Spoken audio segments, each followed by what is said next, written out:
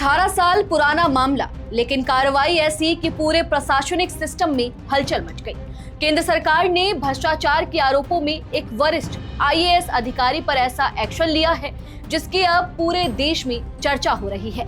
सवाल सिर्फ एक अफसर की बर्खास्तगी का नहीं है, बल्कि इस बात का भी है कि क्या सरकार अब भ्रष्टाचार के मामलों में जीरो टॉलरेंस की नीति पर सख्ती से आगे बढ़ रही है।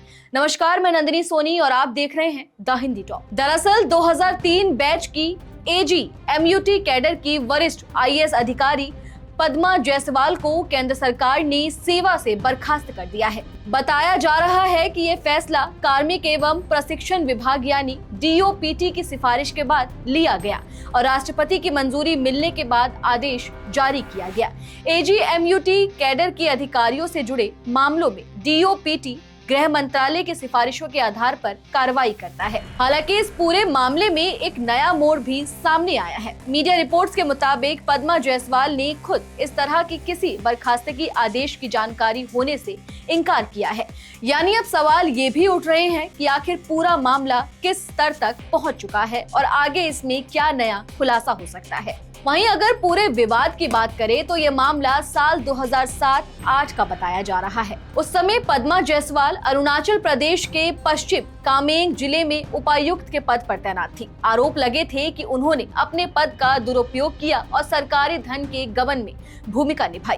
स्थानीय लोगों की शिकायत के बाद मामला सामने आया और फिर अप्रैल 2008 में उन्हें निलंबित कर दिया गया था। हालांकि बाद में साल 2010 में उनका निलंबन वापस ले लिया गया था। लेकिन अब करीब 18 साल बाद इस मामले में इतनी बड़ी कार्रवाई ने सबको चौंका दिया है। प्रशासनिक गलियारों में चर्चा है कि इतने पुराने केस में किसी आईएएस अधिकारी को सेवा से हटाना बेहद दुर्लभ माना जाता है।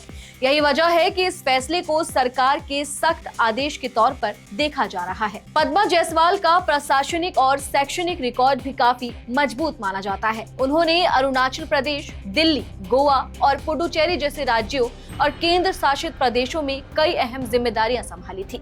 लेकिन अब भ्रष्टाचार के आरोपों में हुई यह कार्रवाई उनके पूरे करियर पर बड़ा सवाल खड़ा कर रही है। फिलहाल इस पूरे मामले ने एक बार फिर प्रशासनिक जवाबदेही, भ्रष्टाचार और सरकारी सिस्टम में कार्रवाई की रफ्तार को लेकर बहस तेज कर दी है।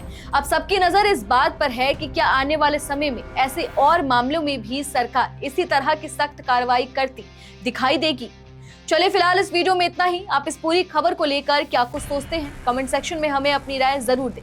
और अगर अभी तक आपने हमारे चैनल को सब्सक्राइब नहीं किया है तो तुरंत करें। इसके साथ ही हमें सोशल मीडिया प्लेटफॉर्म यानी कि फेसबुक, इंस्टा और एक्स पर फॉलो जरूर करें।